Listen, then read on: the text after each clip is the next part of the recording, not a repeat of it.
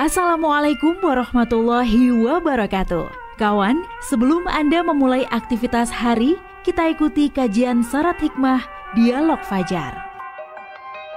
Assalamualaikum warahmatullahi wabarakatuh. Alhamdulillah kawan, pagi hari ini saya Fitriana Ayu kembali di program Dialog Fajar untuk pukul 5. Semoga Anda pun yang dalam perjalanan selepas melaksanakan ibadah sholat subuh juga kembali ke rumah dalam perjalanannya lancar. Termasuk Anda pun yang sudah mengatur waktu, mungkin pagi-pagi banget harus melakukan perjalanan.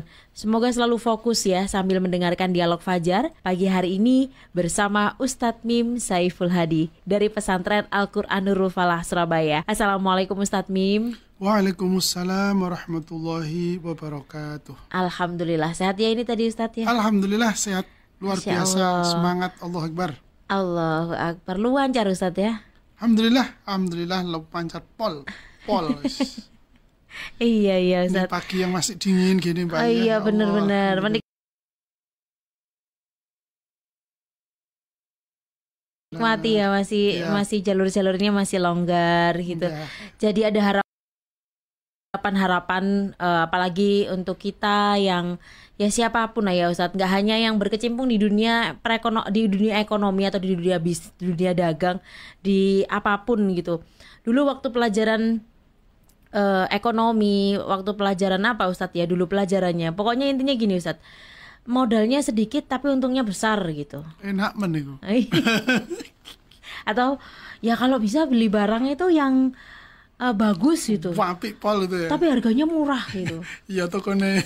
Iya, tokonya baik gitu. Kata orang Surabaya gitu ya Ustadz ya. Ya piye mana jenenge usaha kan gitu ya Ustadz ya. Iya. Kira-kira gimana ya Ustadz ya teori itu ya Ustadz? Hal kecil yang berisiko besar gitu Ustadz. Iya. Selengkapnya bersama Ustadz Mim Saiful Hadi. Baik, terima kasih Mbak Ayu, terima kasih kawan-kawan semuanya. Alhamdulillah, puji syukur, alhamdulillah kehadirat Allah Subhanahu wa taala. Salawat dan salam tersanjung pada junjungan kita, panutan kita, idola kita semua, guru kita semuanya, Rasulullah Muhammad SAW, serta keluarga dan para sahabatnya. Kawan-kawan sekalian yang dirahmati oleh Allah, ya ini memang kayaknya kita semua dulu dapat pelajaran itu ya. Iya sama Iya, ya Ustadz ya. Kayaknya gitu, saya masih ingat dulu waktu sekolah itu ya gitu ya. Iya. Tapi entah itu gimana itu ya. Iya betul. Tapi belajar di situ Mbak ya, ini ada Iya. sebuah hadis ya, ada sebuah hadis yang Iya bagaimana Ustadz? Mungkin kayak kebalikannya lah atau gimana ya, kita coba. Iya. Saya kutip ini. Iya. Bismillahirrahmanirrahim. Wa an ibni Abbasin radhiyallahu anhu anna Rasulullah sallallahu alaihi wasallam Allahumma sholli alaihi. marra biqabraini faqala innahuma yu'adzibani wa ma yu'adzibani fi kabirin bala innahu kabirun amma ahaduhuma fakana yamshi bin namimati wa ammal akharu fakana la yastatiru min baulihi muttafaqun alaih. Dari Ibnu Abbas radhiyallahu an, sesungguhnya Rasulullah sallallahu alaihi wasallam pernah melewati dua kuburan lalu bersabda, sesungguhnya dua orang yang ada di dalam kubur ini disiksa.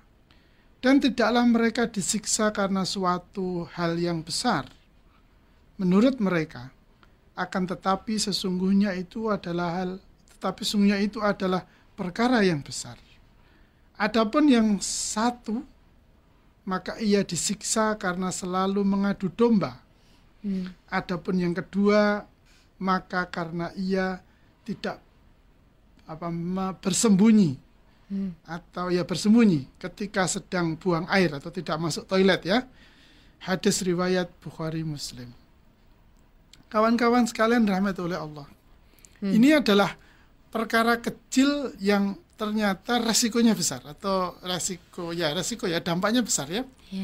Yaitu mengadu domba itu ternyata siksa kubur itu kan sesuatu yang besar Mbak Ayu kan ya? Ya pasti Ustaz. Sesuatu yang besar, siksa Dan kubur nyata. itu betul, sesuatu yang besar.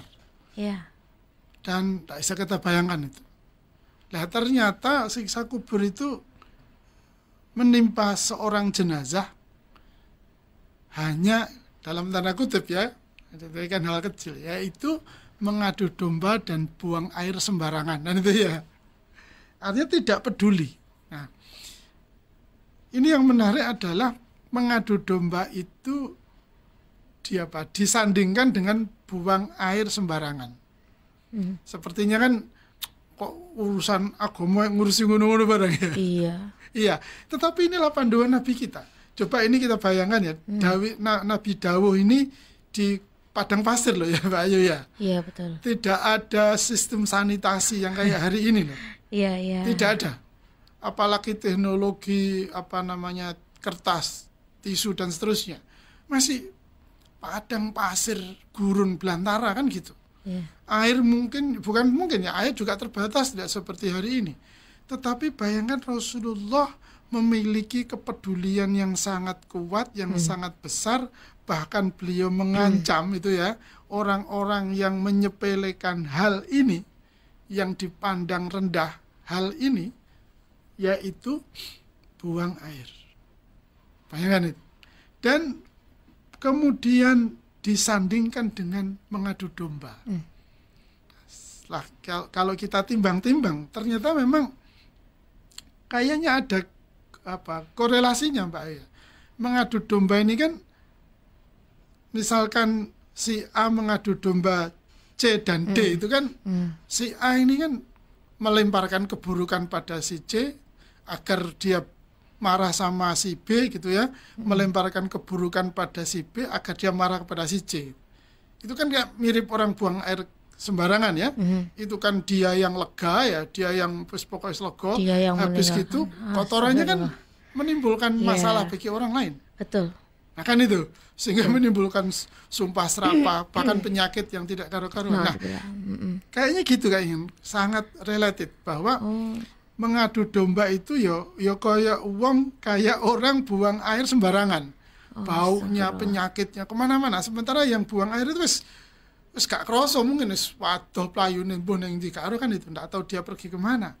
Tapi kotorannya itu menimbulkan masalah, menimbulkan problem yang tidak mudah bagi orang lain.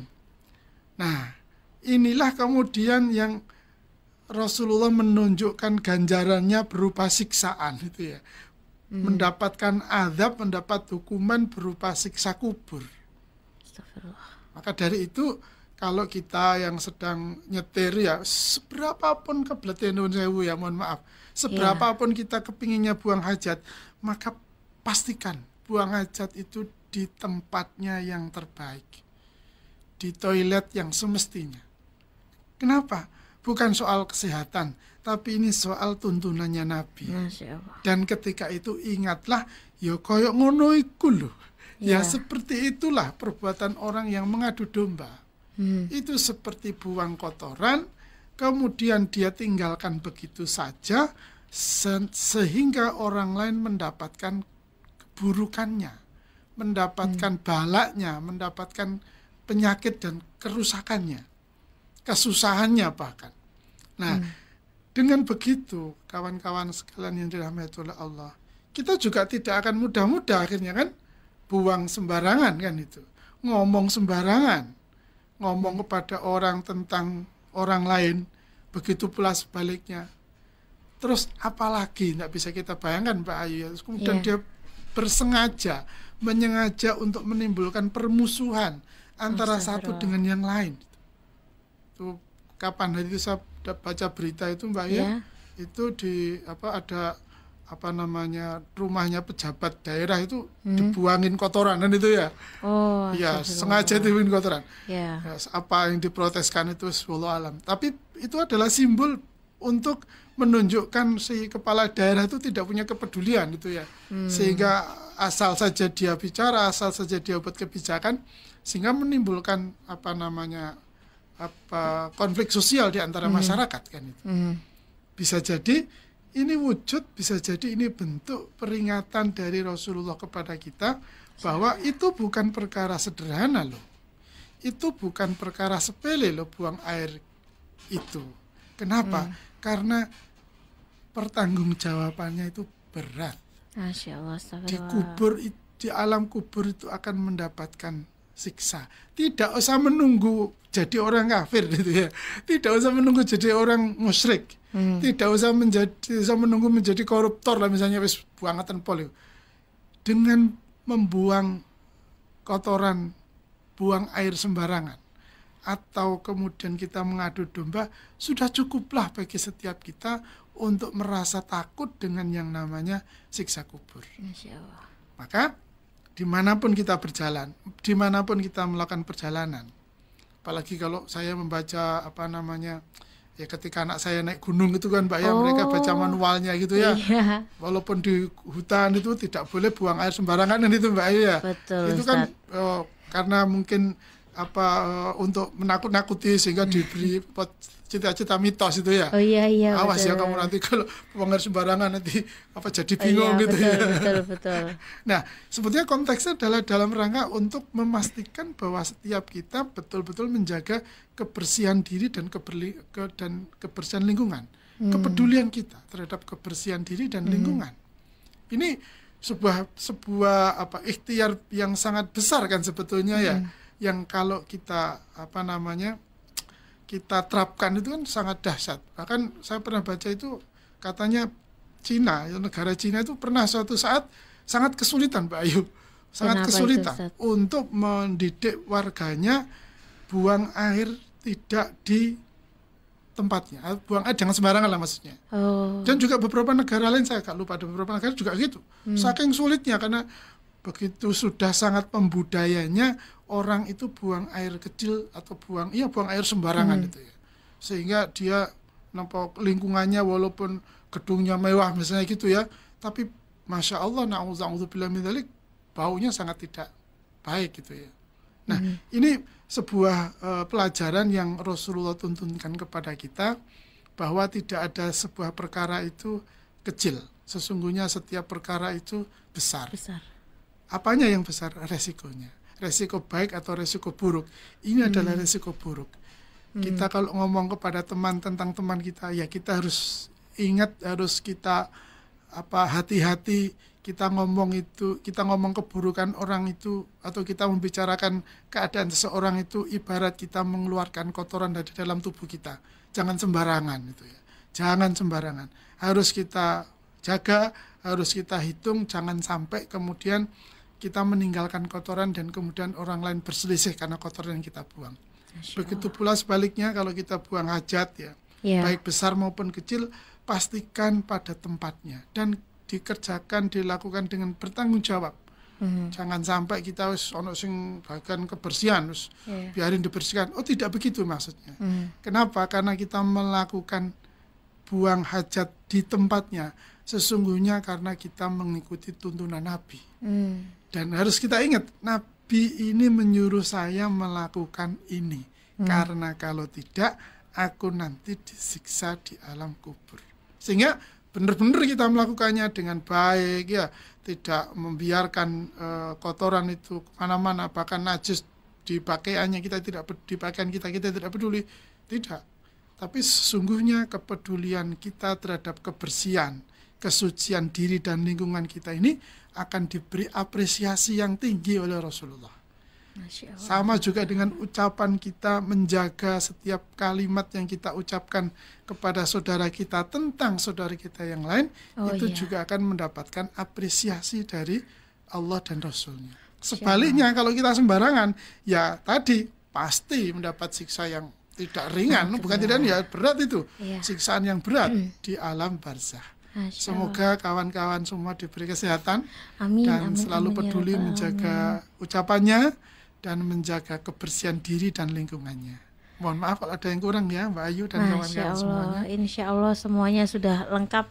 Tahu Ustadz apa yang kecil tapi resikonya besar, dan kita selalu tahu ya apapun yang kita lakukan resiko-resikonya itu tidak merugikan orang lain. Demikian dialog Fajar pagi hari ini. Saya Fitriana Ayu dan juga Ustadz Mim Saiful Hadi pamit. Wassalamualaikum warahmatullahi wabarakatuh.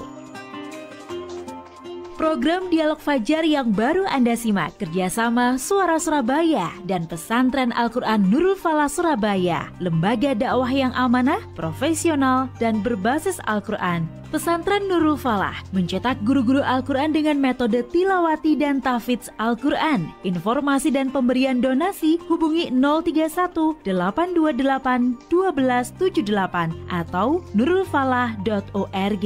Wassalamualaikum warahmatullahi wabarakatuh.